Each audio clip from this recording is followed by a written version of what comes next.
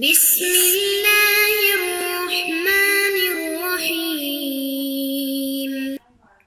الحمد لله رب العالمين والصلاة والسلام على أشرف الأنبياء والمرسلين أما بعد فأستعيذ بالله من الشيطان الرجيم بسم الله الرحمن الرحيم السلام علیکم ورحمۃ اللہ وبرکاتہ۔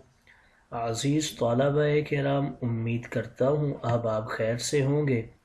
انشاءاللہ آج ہم تفسیر جلالین کے درس نمبر 181 میں سپارہ نمبر 18 سے سورہ مومنون کی منتخب کردہ آیات 115 اور 116 کو پڑھنے کی سعادت حاصل کریں گے، جن میں کلام باری تعالیٰ و کلام مفسر کا ترجمہ ہوگا، ربط و تعلق آیات کو ذکر کیا جائے گا، کلام مفسر کی تشریح و توضیح کرتے ہوئے دیگر مفسرین کرام کے اقوال ذیشان کو ذکر کرنے کی سعادت حاصل کریں گے۔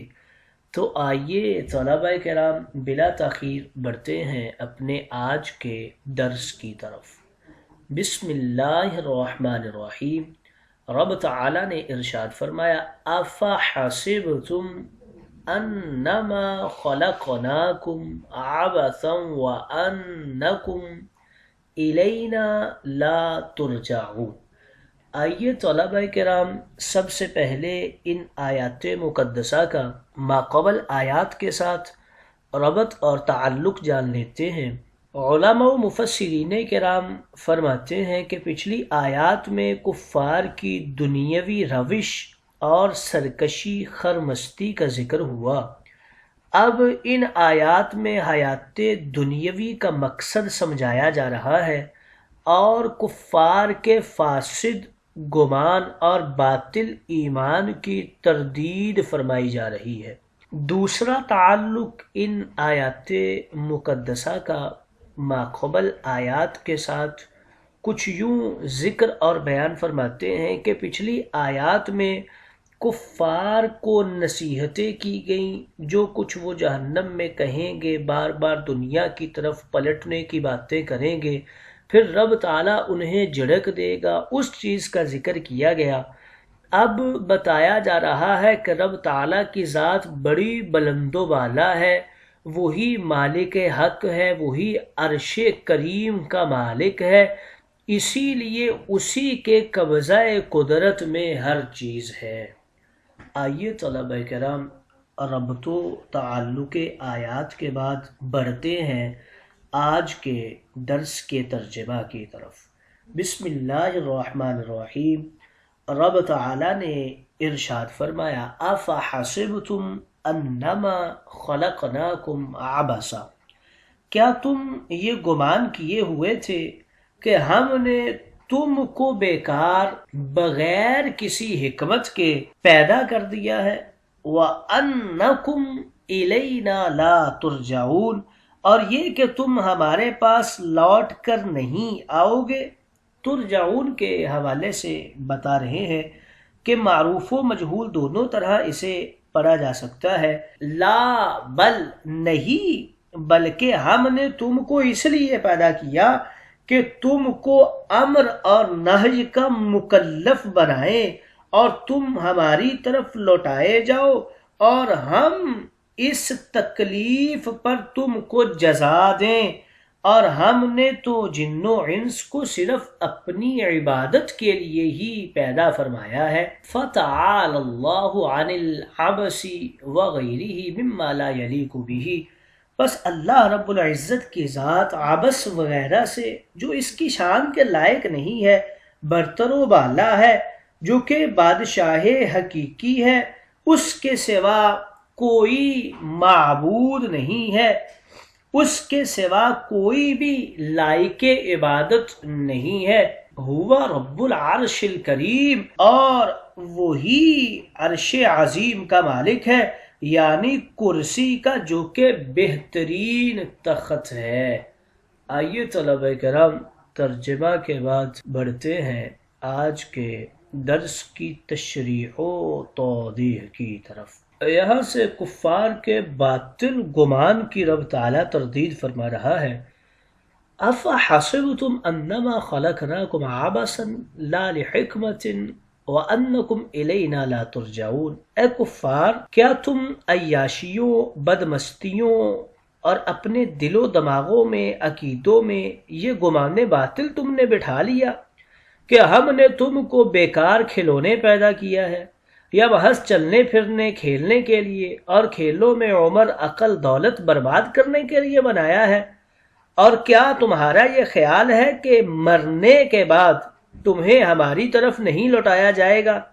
اے غافلو، اگر اسی بدعقیدگی کی وجہ سے آستانہ نبوت سے دور ہو اور حق سے نفور ہو، شیطانیت میں مسرور ہو اور یہی سمجھ بیٹھے ہو کہ تم نے ہماری طرف نہیں آنا، تو سنو، حقیقت یہ ہے کہ نہ تم کھلونا ہو اور نہ تم کھیلنے کے لیے ہو، بلکہ ہم نے تمہیں اوامر و نواہی کا مکلف بنایا ہے اور تم نے ہماری ہی طرف لوٹنا ہے، اور ہم نے تمہیں انہی کاموں کے اوپر بدلہ بھی عطا کرنا ہے۔ اگر تم راہ راست کے اوپر رہے اور رب تعالیٰ کے فرامین کو مانتے رہے تو اچھا بدلہ پاؤ گے، اور اگر تم نواہی میں پڑ گئے اور رب تعالیٰ کے اوامر سے تم نے روگردانی کر لی اور جتنی منہیات ہیں ان کو کرنے لگے تو پھر برا بدلہ پاؤ گے۔ وَمَا خَلَقْتُ الْجِنَّ وَالْإِنسَ إِلَّا لِيَعْبُدُونَ، اور میں نے تو جن و انس کو عبادت کے لیے ہی تخلیق کیا ہے۔ اے انسانوں، اپنی عمر تباہ نہ کرو اور اللہ تعالیٰ شرک و عبث کی بدعقیدتی غلط گمانی مت کرو، کیونکہ فَتَعَالَى اللَّهُ الْمَلِكُ الْحَقُّ لا الہ الا هو رب العرش الکریم۔ بالا و اعلیٰ ہے اللہ تعالیٰ کفار کے ہر قیاس و گمان، وہم اور ان کی تمام گفت و شنید سے قادر و قیوم ہے۔ بداعت و عیادہ تخلیق، بعثت حشر، ثواب و عذاب میں تعالی ہے عبث و مماثلت سے۔ لیس کمثلہ شیء، اس کی ذات و صفات میں کوئی اس کی مثل نہیں ہے۔ ازل و ابد کا بادشاہ قدیم تو وہی ہے، اس کے قول و فعل میں حکمت ہے، قدرت ندرت وہی خالق ہے، اسی لیے وہی الہ ہے۔ عقل و ہوش والو تدبر کرو اس کی آیات میں، اس کے نبی کی روایات میں، جنہیں جڑک ہے غفلت پر، اشارہ ہے حکمت پر، بار بار اعادہ ہے عبرت پر، اور وہی اس عرش شاہی کا رب ہے جو کریم ہے۔ نزول رحمت، درود و برکت، نفوذ حکمت میں اسی عرش کریم سے زمین پر رحمت و برکت، حکمت و علفت، شفقت و محبت، نصرت و یسرت، قدرت و مسرت کے خزانے نازل ہوتے ہیں۔ آئیے طلبہ کرام، ان آیات مقدسہ میں مفسرین کرام کچھ اقوال فرماتے ہیں۔ ترجعون کے حوالے سے ذکر کرتے ہیں۔ اس کی قراءت میں دو قول ہیں، اکثر کی قراءت میں باب افعال فعل مضارع مجہول ہے اور یہی قراءت درست ہے، اور بعض کے نزدیک باب ضرب یضرب سے فعل مضارع ہے۔ حقن کے معنی کے اندر دو قول ذکر کرتے ہیں، بعض نے کہا اس کا معنی تحقیق و حقانیت والا، اور بعض نے اس کا معنی کیا ہے قائم بکمال بے زوال۔ سبھی معنی درست ہیں۔ کریم کی قراءت میں دو قول ہیں، اکثر کی قراءت میں الکریمی زیر کے ساتھ ہے اور عرش کی صفت ہے، اور بعض کی قراءت میں الکریم یہ ضمہ کے ساتھ ہے اور رب کی صفت ہے۔ الکریم کے معنی میں چار قول ہیں، بعض نے کہا یہاں معنی ہے مجسم کرم، مبالغہ کا لفظ ہے، اور بعض نے کہا یہ صفت ہے یعنی عظمت میں کریم ہے، اور بعض نے کہا اس کا معنی ہے شرف میں کریم ہے، اور بعض نے کہا اسرار انوار استواء تجلیات رحمت برکت کا مخزن۔ سب قول درست ہے۔ آئیے طلبہ کرام، ہمیں ان آیات مقدسہ سے کچھ فوائد بھی حاصل ہوتے ہیں۔ قرآن و حدیث سے ثابت ہے کہ اصل ایمان نبی کریم کو نبی اور رسول ماننا ہے، اصل بندگی نبی کریم کی اطاعت اور اصل محبت نبی کریم کی اتباع ہے۔ اس کے بغیر کوئی شخص مومن نہیں ہو سکتا، اگرچہ توحید، قیامت، ملائکہ، جنت و دوزخ، حساب و کتاب، عذاب و ثواب کو مانتا ہو، جیسے کہ یہود و نصارہ، اور ان کے اعمال خیر عبث میں شمار ہیں اور بیکار اور بے فائدہ ہیں، نہ قابل ثواب بلکہ باعث عذاب ہیں۔ یہ فائدہ ہمیں انکم الینا لا ترجعون کے جملے کو افحسبتم کے جملے پر عطف کرنے سے حاصل ہوا ہے، کیونکہ یہ سوال قیامت میں ہر قسم کے کافر سے ہوگا کہ بت پرست ہو یا یہودی ہو عیسائی ہو۔ ثابت ہوا کہ نبی کریم کو نہ ماننے والا بھی قیامت اور رجوع الی اللہ کا منکر بھی ہے۔ ہر نبی گلدستہ ایمانیات ہے۔ دوسرا فائدہ آج کے درس سے ہمیں یہ حاصل ہوتا ہے، اگرچہ اللہ تعالیٰ ہر چھوٹی بڑی گھٹیا بڑھیا چیز کا خالق و مالک رب ہے، کائنات کے ذرے ذرے پر قابض و غالب ہے، مگر شان ادب یہ ہے کہ رب تعالیٰ کی ربوبیت، خالقیت، حاکمیت کو عظمت والی چیزوں کی طرف نسبت کرنا چاہیے، نہ کہ گھٹیا چیزوں کی طرف۔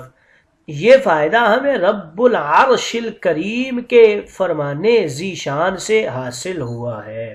آئیے طلباء اکرام تشریح و توضیح کے بعد بڑھتے ہیں آج کے درس پر ہونے والے اعتراضات کی طرف۔ اعتراضات یہ ہوتا ہے کہ یہاں اور دیگر آیات میں حاضری قیامت کے لیے الا اور الینا کا لفظ ارشاد فرمایا جاتا ہے، حالانکہ الا یہ انتہائی مکانیت کے لیے آتے ہیں۔